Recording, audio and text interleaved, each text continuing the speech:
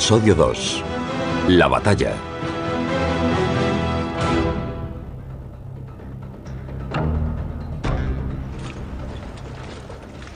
A finales del verano del año 9 después de Cristo, las legiones de Varo se preparan para volver a sus cuarteles de invierno en el Rin.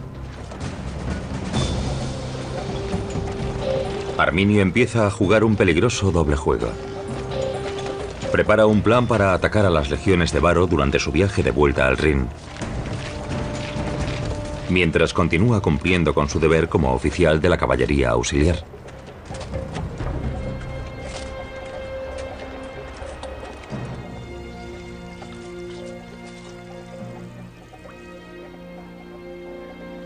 Varo y Arminio están muy unidos, son casi como padre e hijo. En el futuro a Varo le reprocharán haber sido demasiado confiado. Pero para Varo, Arminio es un romano. Su lealtad no puede ser cuestionada. A sus espaldas, Arminio intenta ganarse a los guerreros de las tribus germánicas en los oscuros bosques.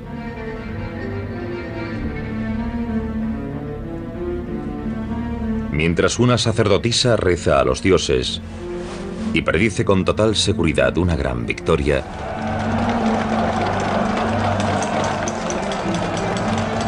Arminio se concentra en el enorme reto práctico de derrotar a los romanos. Incluso con los dioses de su parte, las tribus no tendrán ninguna posibilidad si se enfrentan a los romanos en un combate abierto.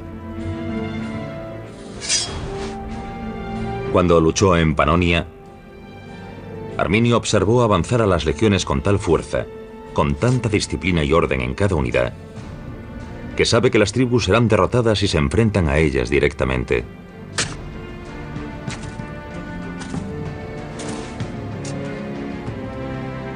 Un jefe tribal sugiere atacar a los romanos durante la marcha, cuando sus líneas se estiren a modo de 100 pies por las llanuras.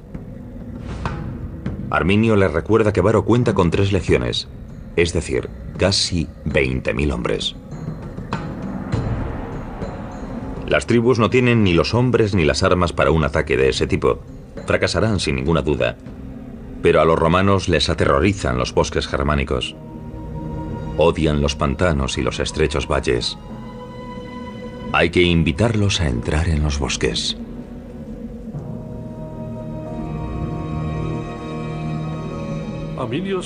Arminio estaba en muy buena posición.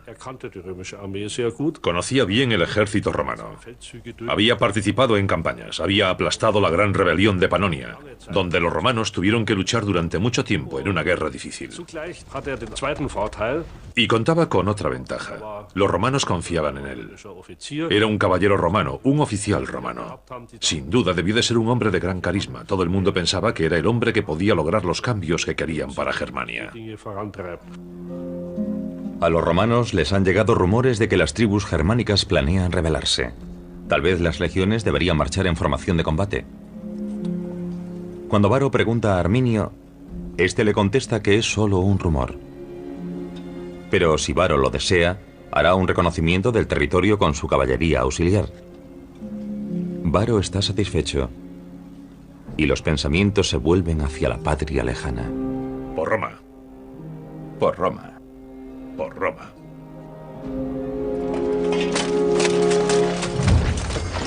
La víspera de que comience la marcha, el jefe de los queruscos visita el campamento romano. Segestes se opone al plan de atacar a las legiones, y Varo le ha invitado a una cena de despedida. Segestes consideraba que Arminio estaba poniendo a su propio pueblo, los queruscos, y a las tribus vecinas en grave peligro.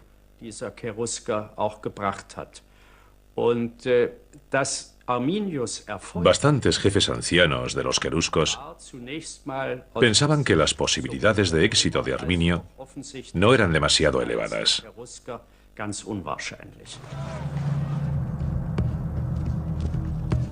¡Varo!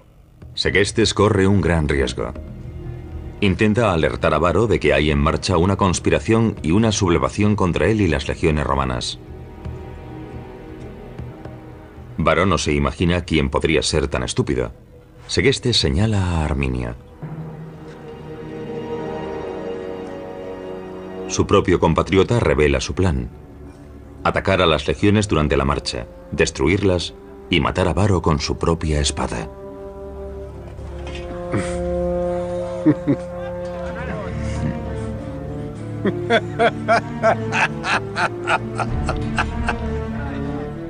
Varo da las gracias a Segestes por intentar evitarle tan terrible humillación y le invita a una copa de vino.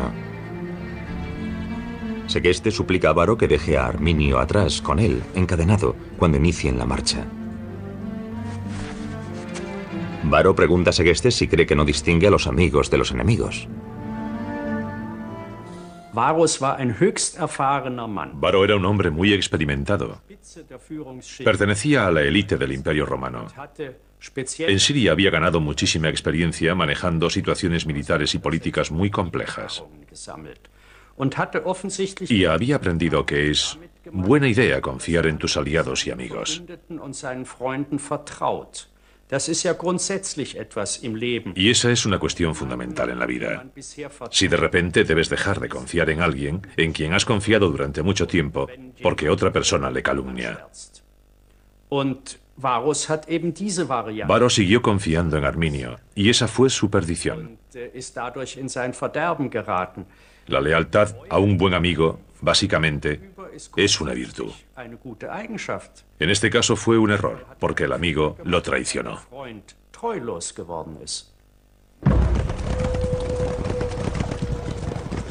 Una mañana de septiembre del año 9 después de Cristo, Arminio abandona el campamento con parte de su caballería auxiliar. Varo ha desoído las advertencias de Segestes y le ha dado a Arminio libertad para actuar según su criterio. Después de este primer aviso no hubo tiempo para un segundo, dicen las fuentes romanas. Los veteranos comandantes romanos no tienen tanta confianza como Varo, pero no alcanzan a ver qué podría hacer Arminio, ni aunque fuese desleal. Todo el mundo tiene la misma idea: atravesar los bosques sanos y salvos y volver al calor y la comodidad de los cuarteles de invierno en el Rin.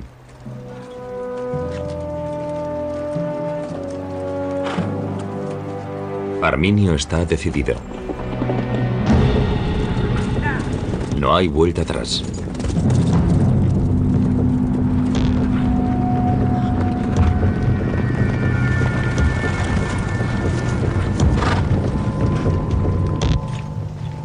El sonido de las armaduras y de los pasos de miles de legionarios se escuchan en las profundidades del bosque a medida que la 17ª, la 18ª y la 19ª legiones abandonan sus campamentos de verano. Los ánimos son buenos. Unos días más de penurias en estas tierras y después esperan los campamentos del Rin, con vino, mujeres, canciones, juegos y baños.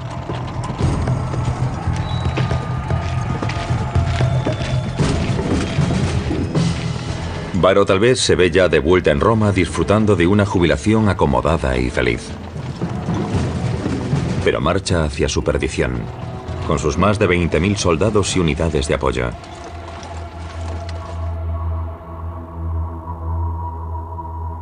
La columna gigante probablemente toma el camino habitual, hacia el sur siguiendo el río Weser, por las estribaciones del bosque de Teutoburgo hacia el río Lippe, y después continuar hasta el Rin. Así es como debería ser.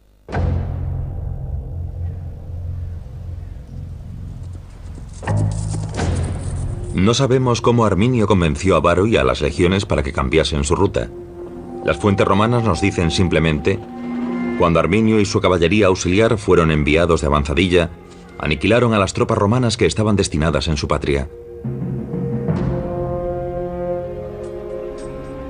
Arminio y sus hombres todavía visten la armadura romana. Los soldados romanos los consideran aliados. En un ataque sorpresa no tienen ninguna posibilidad.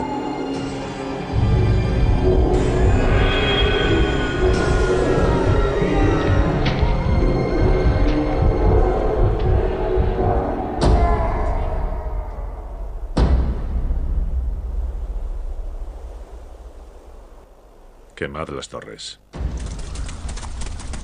La caballería auxiliar quema las torres de observación que los romanos han levantado junto a sus rutas. Arminio se asegura de que sus ataques no pasarán inadvertidos.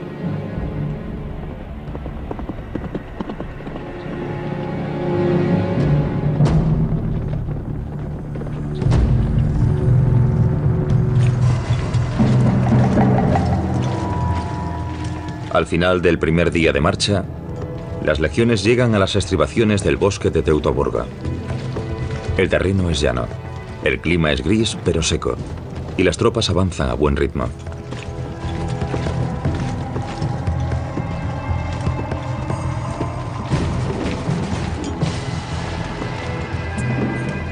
Y este es el momento en el que Arminio quema la torre de vigilancia.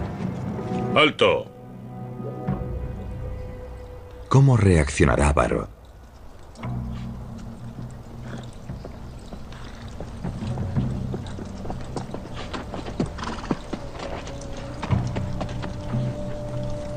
Los romanos se preguntan qué puede significar eso. Varo llega a la conclusión de que los rumores de una sublevación no eran descabellados, después de todo.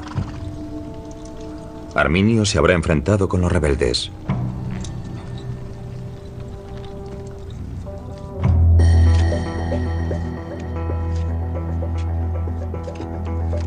Los comandantes romanos en Germania normalmente evitaban penetrar en los bosques o pantanos con sus tropas. Si tenían que cruzar un pantano, generalmente tendían primero un puente de madera. Eran los pontes longi, los puentes largos descritos por los historiadores romanos. Todavía no se ha encontrado ninguno, pero probablemente eran similares a las pasarelas que construían las tribus germánicas. Esta tiene casi 3.500 años. Fue construida por las tribus que vivían cerca del pantano de Fenner, cerca de Osnabrück.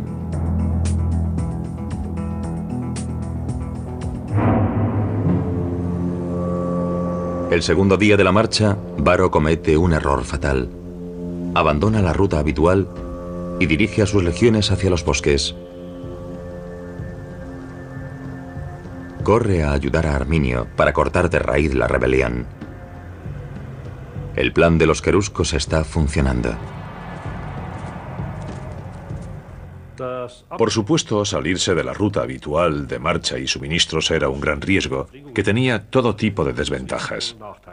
Si se producía algún retraso, podrían tener problemas, porque ya no contarían con su línea de suministros a lo largo del río, y no podrían recibir provisiones del campamento.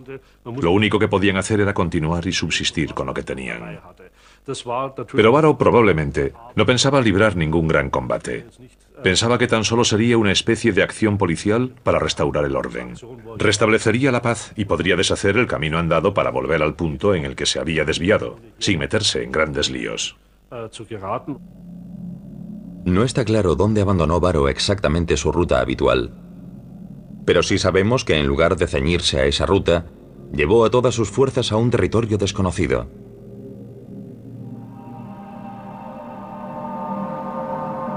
El bosque de Teutoburgo.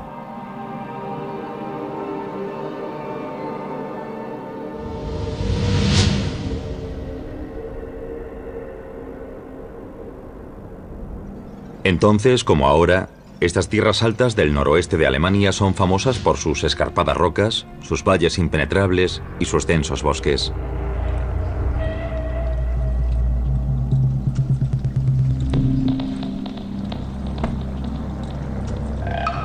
Es una pesadilla para los soldados romanos e imposible para un ejército de casi 22.000 hombres.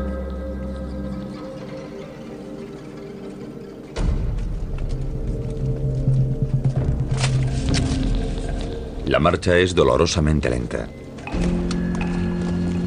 Los soldados resbalan en el fango y tropiezan con las raíces de los árboles, y no pueden mantener la formación.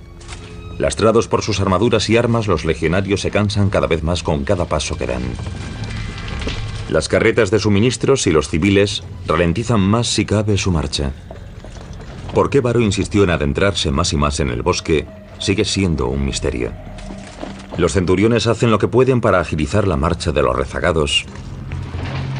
Con éxito dispar. ¡Adelante!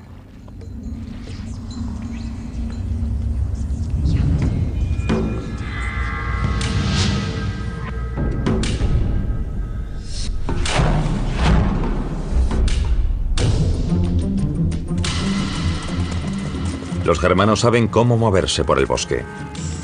Armados tan solo con lanzas, hachas y espadas, pueden aparecer desde todas las direcciones a la vez y se mueven sigilosamente por sendas marcadas, pero bien disimuladas. Arminio coloca a sus hombres en posición en el monte bajo. Los romanos no notan nada.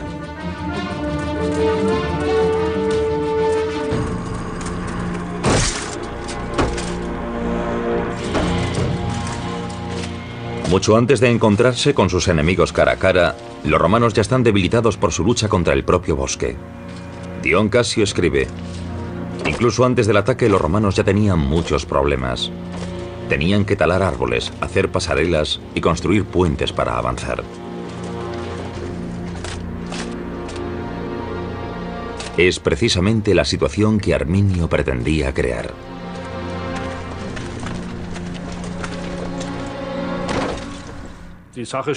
Todo iba ocurriendo prácticamente como Arminio lo había planeado. Fue preparando pequeñas sorpresas para los romanos a lo largo del camino.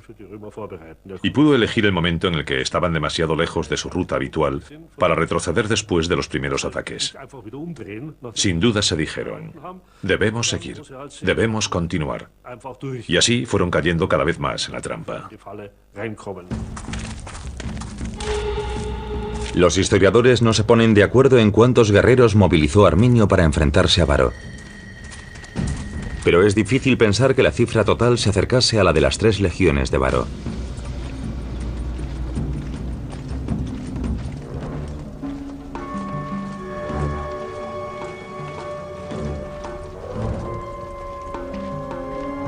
La columna romana ya se había estirado considerablemente. Y esa era otra ventaja para las tribus. Sus armas eran claramente inferiores a las de los romanos. Hachas, espadas, lanzas de madera y simples escudos. Las tribus no necesitaban ser superiores en número, porque si atacaban a los romanos en una columna larga, podían elegir el lugar donde hacerlo.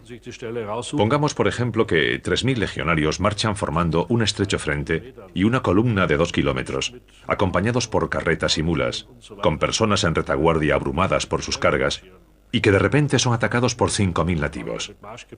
Estos cuentan con la ventaja de la sorpresa y en ese momento también con una superioridad numérica considerable. Arminio cuenta con otra ventaja crucial. Cuando atraviesan un terreno difícil, las legiones cuentan con protección en sus flancos. La caballería auxiliar, los mercenarios germánicos que él manda, y que se han unido a la rebelión. Varo no puede sospechar que las mismas fuerzas que protegen sus flancos serán las primeras en atacar a sus legiones.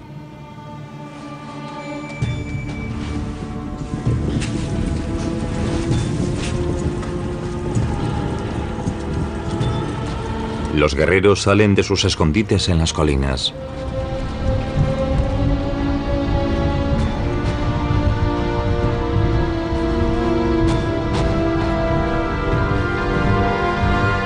Se mueven en absoluto silencio. Solo el resonar lejano de sus pasos traiciona su presencia.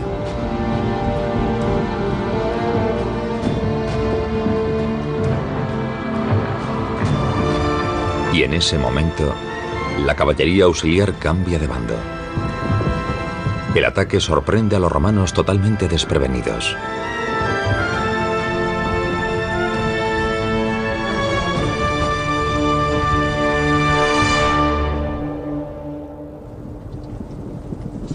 Apenas tienen tiempo para dar la alarma.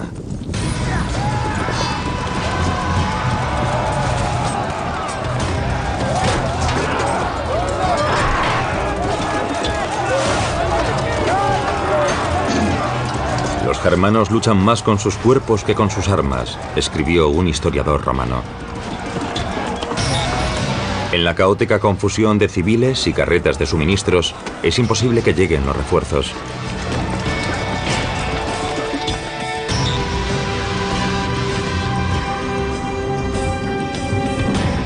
Las tribus y después la caballería auxiliar atacan desde ambos flancos, sin dar oportunidad a los romanos a reagruparse. El ejército más poderoso del mundo antiguo está indefenso.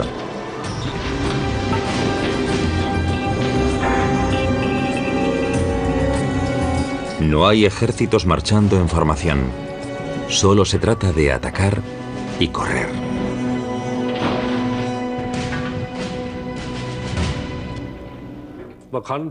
Podríamos definir la táctica adoptada por Arminio como una especie de guerra de guerrillas.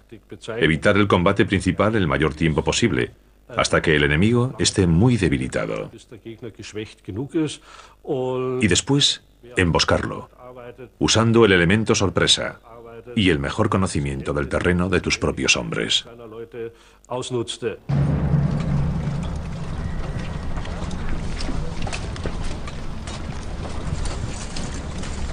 Es probable que Arminio atacase el medio de la larga columna.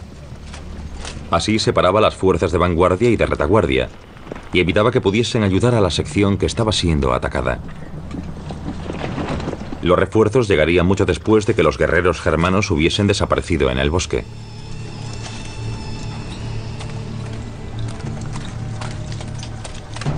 Varo no cuenta con información fiable sobre lo que está pasando. Sus comandantes solo pueden decirle lo que saben. La caballería auxiliar germana ha cambiado de bando. La situación es grave. La sorpresa ha sido total. Los centuriones han sido eliminados, incluso antes de poder poner a sus tropas en acción. No pudieron resistir. Pero ¿cuál es la intención de sus enemigos? ¿Van tras un botín o es un ataque a mayor escala? Lo único que saben es que el enemigo es numeroso. ¿Y dónde está Arminio?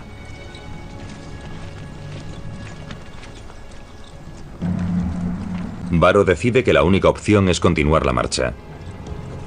En cuanto encuentren un lugar adecuado en el bosque, se detendrán, reunirán a sus legiones y construirán un campamento de emergencia.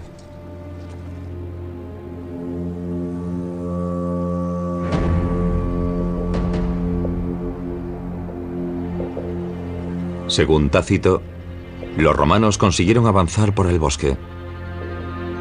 Y entonces, las 3 legiones unieron fuerzas para construir un campamento provisional.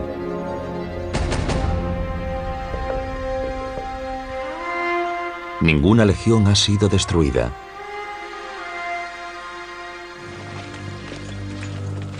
Se ha perdido una batalla.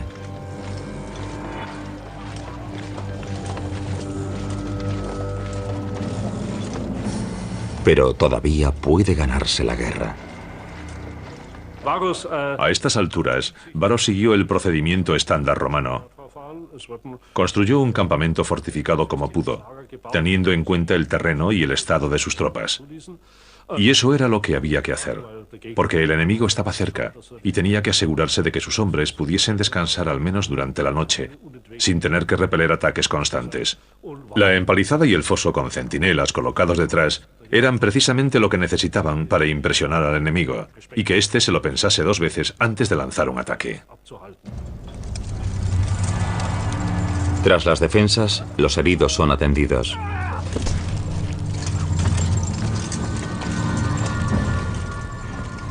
Mientras tanto, los comandantes sopesan sus opciones. Se dan cuenta de que sus bajas son peores de lo que pensaban. 8 cohortes han sido eliminadas. Sus opciones son pocas. Tal vez deberían intentar salir corriendo. Pero seguir adelante podría ser un suicidio. Varo debe tomar una decisión. Ha sido traicionado por el hombre en quien más confiaba.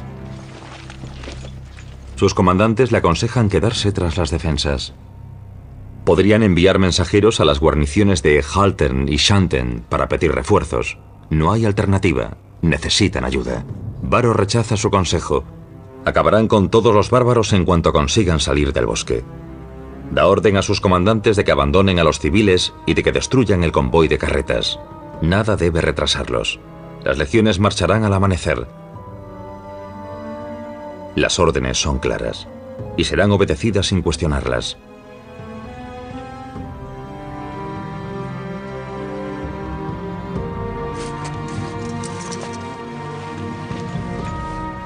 Pero se convertirá en un grave error estratégico.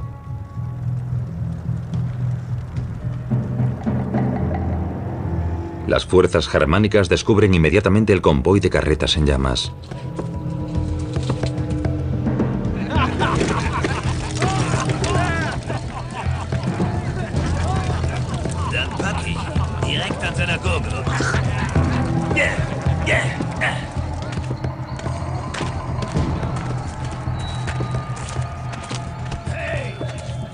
Arminio. Un vigía informa a Arminio. Los romanos han expulsado a los civiles del campamento y están destruyendo sus bienes. Algunos de los jefes quieren lanzarse al pillaje antes de que todo se queme. Saben que deben un botín a sus hombres, y esta es su oportunidad. Arminio está furioso. Podrían perder todo lo que han conseguido hasta ahora. Las tribus han jurado obedecerle. Promete llevarles a la victoria si obedecen sus órdenes. El éxito de Arminio estuvo en conseguir que unas fuerzas no demasiado disciplinadas siguieran tácticas racionales y deliberadas. Muchos, sin duda, las consideraron un acto de cobardía y tuvieron que contenerse para seguir su plan. Moralmente, el comportamiento de Arminio podría ser dudoso, pero está claro que fue un genio militar y un hombre atrapado entre dos culturas. La realidad decía que no tenía ninguna posibilidad contra los romanos, pero él siguió adelante con su ataque.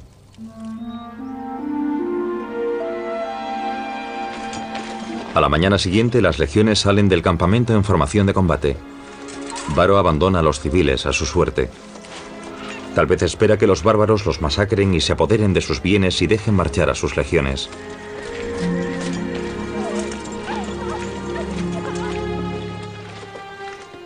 Pero, según Tácito, Arminio dijo que esta guerra se libraba solo contra soldados. Este código de honor germánico se basaba en un razonamiento lógico. Si Arminio perdonó la vida de los civiles que formaban el convoy, no fue por razones humanitarias.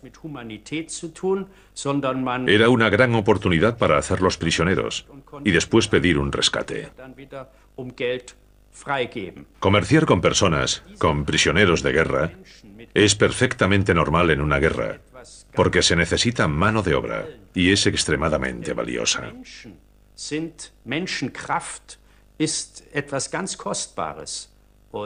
Así que yo no creo que tengamos una muestra de la integridad de Arminio en el hecho de que perdonase a los civiles.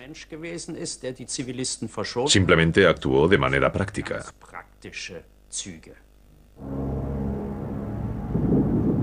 Al tercer día el tiempo cambia.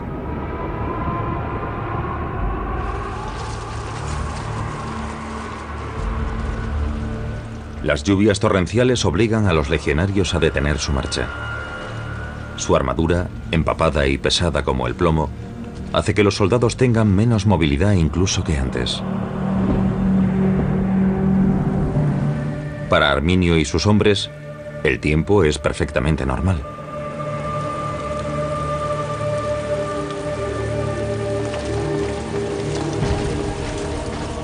Dion Casio escribe: se desataron fuertes tormentas. Mientras los romanos luchaban contra los elementos, los bárbaros se colocaron en posición y los rodearon por todos sus flancos.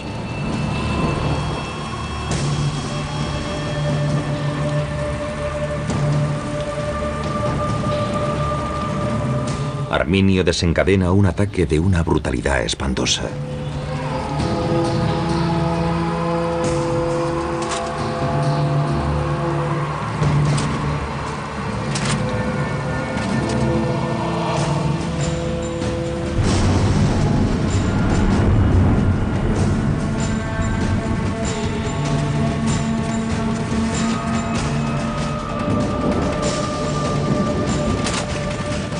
Para los romanos, son como espíritus malignos.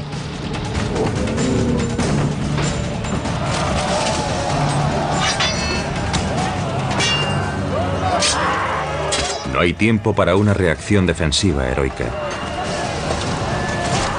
No hay tiempo para atender a los heridos.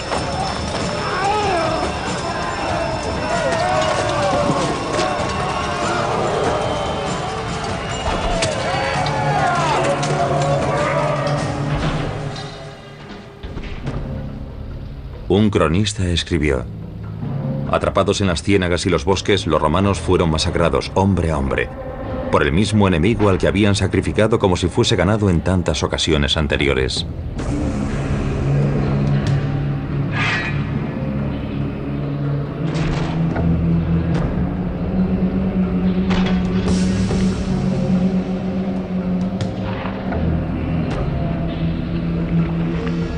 Y finalmente, en medio del caos, Varo pierde el control de sus legiones.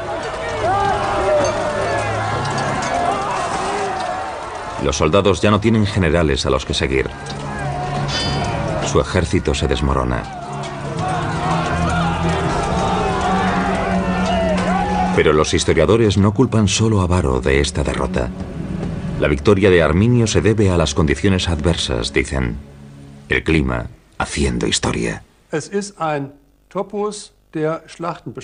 un tema recurrente en la historia bélica, que los elementos siempre están del lado del vencedor. Y si hay alguna duda, el perdedor siempre puede decir: no ha sido el enemigo quien me ha derrotado, sino las fuerzas de la naturaleza. Por ejemplo, el general Invierno de la Segunda Guerra Mundial ofrece una docena de ejemplos de esta teoría. Por otra parte, hay que admitir que, en el caso de Arminio, no es totalmente descabellado pensar que el tiempo tuviese algo que ver en su victoria. Los romanos iban muy cargados, los germanos llevaban poca ropa. Normalmente, eso no habría importado, pero sí que podría haber influido cuando llegaron las lluvias, porque sabemos que los romanos no estaban demasiado cómodos en nuestro clima. Porque la gran pregunta, ¿son indígenas las tribus germánicas o emigraron a estos territorios? Fue contestada por Tácito categóricamente: tienen que ser indígenas. ¿Quién querría emigrar a este lugar y con este tiempo?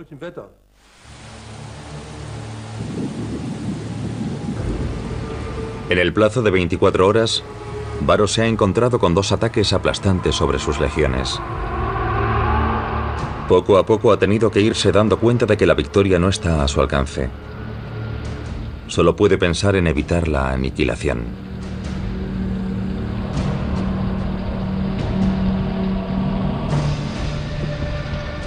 Cuando uno de sus comandantes de caballería llega finalmente al escenario de la masacre, se encuentra a un Varo a punto de volverse loco.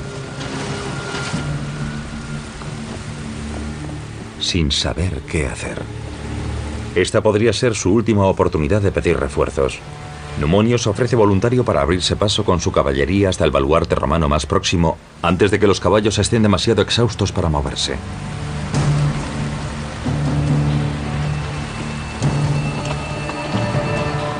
Según los historiadores romanos, Numonio solo quería salvar su propio pellejo.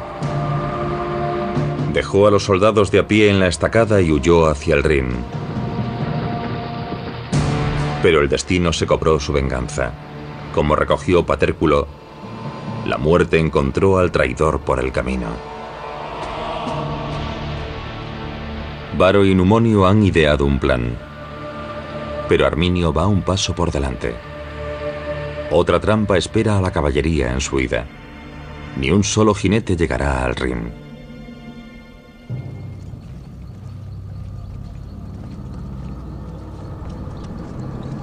Los legionarios no pierden el tiempo y se ponen en marcha.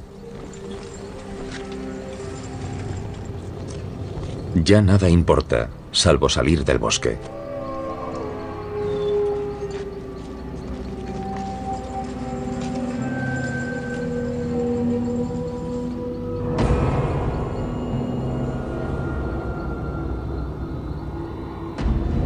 Las tribus les persiguen.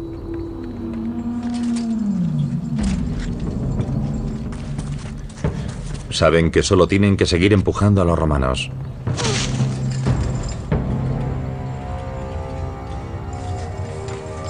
Y las legiones siguen adelante a ciegas, tropezando constantemente.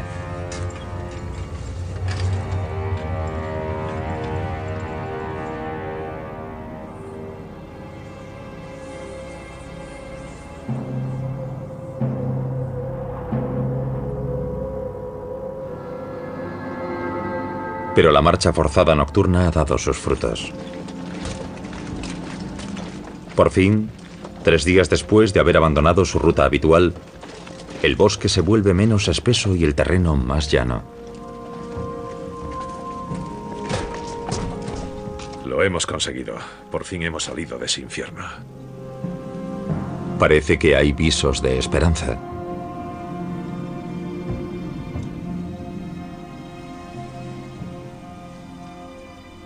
Los romanos están a salvo. Campo abierto.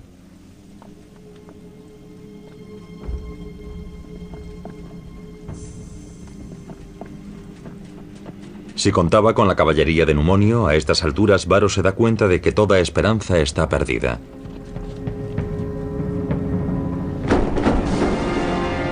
Y Arminio se asegura de que los romanos lo comprendan. Siguen atrapados.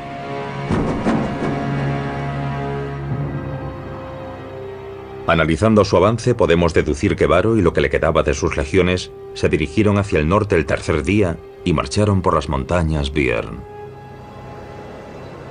hasta que llegaron a la llanura del norte.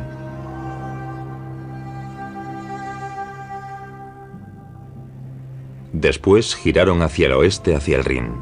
Marchaban hacia un cuello de botella, de tan solo 80 metros de ancho, entre la montaña Calcrise al sur y un gigantesco pantano al norte.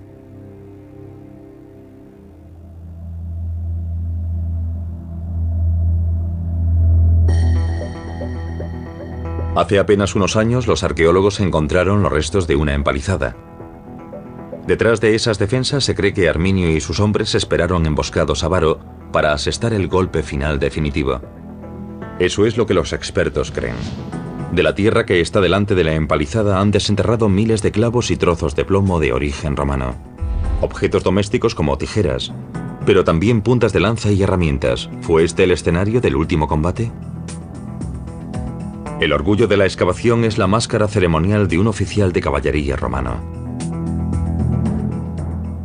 Aunque hemos encontrado numerosos objetos en Calcrise, el terreno en sí es bastante reducido. Y las fuentes nos dicen que aquí se produjo un suceso importantísimo, en el que participaron 3 legiones. Es decir, al menos 10 o 15.000 hombres, o quizás 20.000. Hasta ahora, los hallazgos de Calcrise no confirman esas cifras. Aunque todavía no hay pruebas concluyentes, Calcrise fue declarado inmediatamente escenario definitivo de la batalla. El museo es un imán para turistas. Los defensores de Calcrise basan su argumentación en las fechas de las monedas encontradas en el yacimiento. A juzgar por las pruebas actuales, hay muchos más argumentos a favor de Calcrise que en contra. Hemos encontrado monedas con la imagen de Varo, de modo que esas monedas tuvieron que llegar a la zona cuando Varo fue gobernador, es decir, entre el año 7 y 9 después de Cristo. Podemos estar seguros de ello. El segundo argumento es que no hemos encontrado monedas acuñadas después del año 9 después de Cristo, entre las 1800 aproximadamente que hemos desenterrado. Los científicos han encontrado huellas de un combate en un tramo de 10 kilómetros de las montañas Biern. Esto nos permite reconstruir un escenario claro para el tercer y decisivo día. La disposición del terreno en Calcrise, toda la zona en la que estamos trabajando, deja muy claro que el ejército romano iba de este a oeste y que las tribus los atacaron repetidamente desde las faldas inferiores de la colina de Calcrise. Podemos demostrarlo en una zona de al menos 10 kilómetros. Podemos probar que las tribus siguieron hostigando al ejército romano durante su marcha con ataques fulgurantes, a pequeña escala.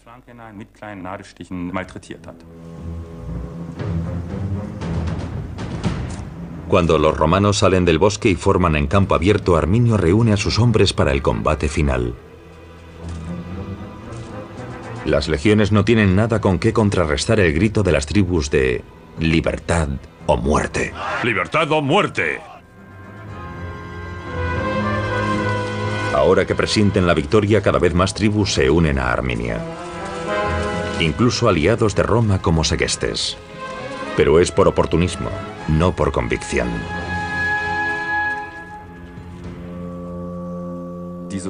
No deberíamos pensar en estas tribus como los honorables pueblos germánicos. Esa es una idea de los siglos XVIII y XIX. La arqueología nos ayuda a poner los pies en el suelo. A partir del campo de batalla vemos que hubo pillaje. Probablemente saquearon a los cadáveres. Llevarse el botín era muy importante. Era una oportunidad para enriquecerse con plata, oro, bronce e incluso hierro. La batalla es una victoria sobre los romanos, que nadie había imaginado posible. Cerca de 15.000 soldados yacen muertos en el bosque.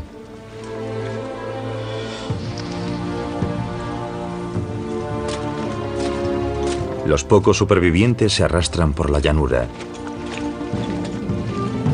esperando a ser capturados y masacrados.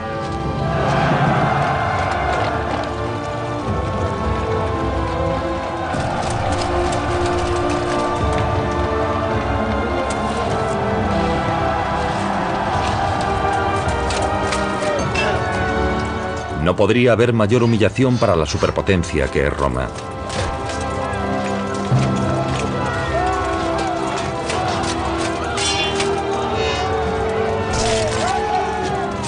La victoria de Arminio no tiene precedentes. Entre los historiadores romanos fue Tácito quien comprendió realmente su significado. Arminio fue sin lugar a dudas el liberador de Germania. Varo se convertiría en el chivo expiatorio del mayor desastre militar que había sufrido Roma en toda su historia. Se suicidaría en el campo de batalla. Y como comenta con desdén Patérculo, este comandante tuvo más valor para morir que para luchar. Al final se quitó la vida.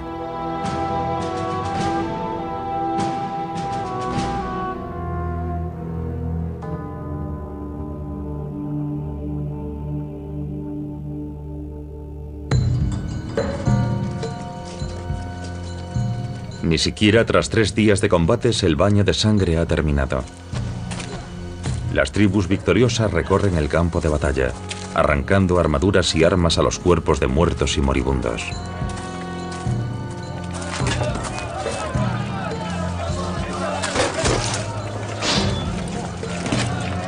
Sacrifican a los legionarios que han capturado a los dioses que les han concedido la victoria.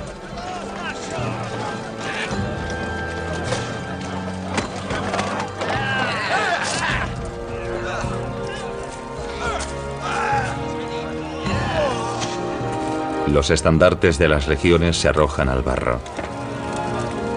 Y el cadáver de Varo es deshonrado. Su cabeza iniciará un terrible viaje hacia Roma, al palacio del emperador Augusto.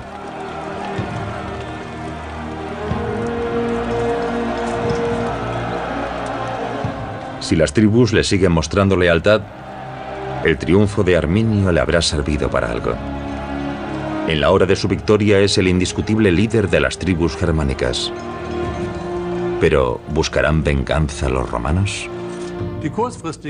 El resultado a corto plazo de la victoria de Arminio fue que Augusto abandonó sus planes para ocupar Germania hasta el río Elba. Eso está claro. Augusto tuvo que librar un buen número de batallas internas y tuvo dificultades para imponer su política. Hubo mucha gente en Roma que dijo: no podemos aceptar esta humillación, debemos contraatacar. Pero Augusto creía que no valía la pena. Germania no tenía suficiente que ofrecer a los romanos. Era mejor dejar que las tribus se machacasen entre sí. Roma se aseguraría de apoyar siempre al bando más débil para que pudiese enfrentarse al más fuerte, y esperaría a que las tribus germánicas dejasen de ser un problema. 6 años después, el año 15 después de Cristo, las legiones romanas vuelven al escenario del desastre.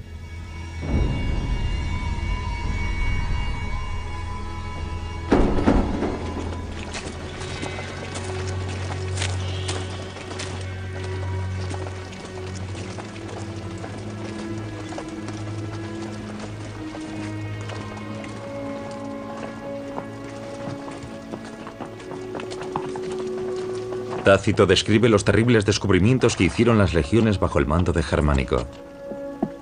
Había huesos sin carne por todo el lecho del bosque. Cráneos clavados a los árboles. Eran los altares de los bárbaros, sobre los que habían sacrificado a tribunos y centuriones.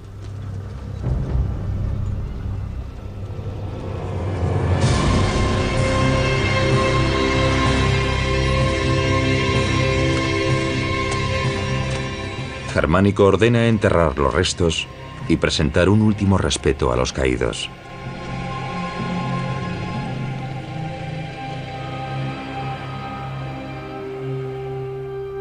Casi 2000 años después, los arqueólogos de Calcrise han descubierto huesos enterrados en una fosa común. Son huesos de hombres y muestran señales de violencia. Estuvieron expuestos a los elementos mucho tiempo antes de ser enterrados. ¿Podría ser esta la prueba de que Calcrise fue el escenario de la batalla?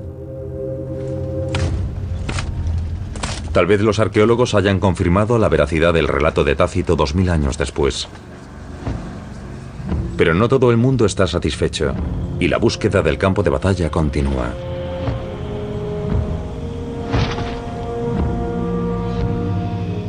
Germánico fracasó en su intento de vengarse, de aplastar a las tribus germánicas. Arminio libró más batallas contra los romanos y los mantuvo a raya. Germánico fue reclamado a Roma. La superpotencia se retiró al Rin. Germania nunca volvería a ser una provincia romana. La batalla del bosque de Teutoburgo fue una de las más importantes del mundo antiguo. Su consecuencia fue una división cultural fundamental y duradera que separó a Europa en dos. Aquí en el Rin, donde hoy se alza el parque arqueológico de Xanten, había una ciudad romana con templos, un anfiteatro y baños. Este lugar era un centro de civilización antigua. En la orilla opuesta del río, las tribus germánicas siguieron siendo lo que siempre habían sido, libres e impredecibles. Germania simplemente siguió su camino como antes de que llegasen los romanos. Germania no era de ningún modo una nación unificada. Tendrían que pasar muchos siglos antes de que se formasen grupos tribales más grandes, como los alemanes o los francos, que a la larga serían lo bastante fuertes para acabar con el Imperio Romano en el oeste.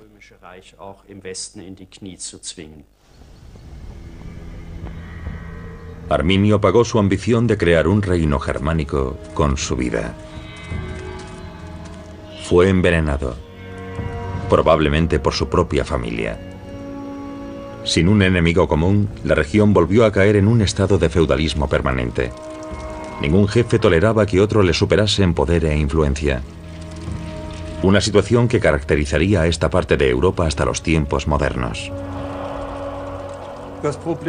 El problema para los reyes siempre era la aristocracia.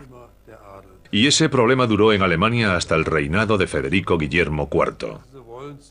Cuando le ofrecieron el trono en 1848 dijo: sí, pero ¿qué piensan mis otros príncipes?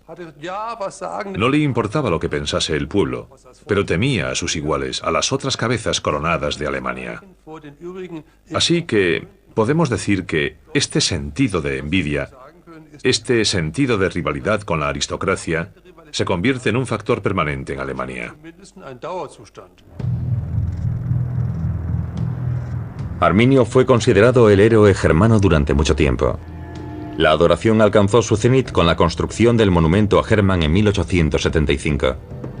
La espada apunta hacia Francia, el mayor enemigo de Alemania en el siglo XIX, aunque Arminio había luchado contra Roma.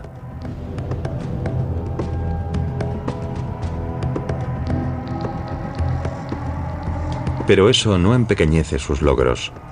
Desafió y derrotó a Roma cuando ésta ostentaba su máximo poder.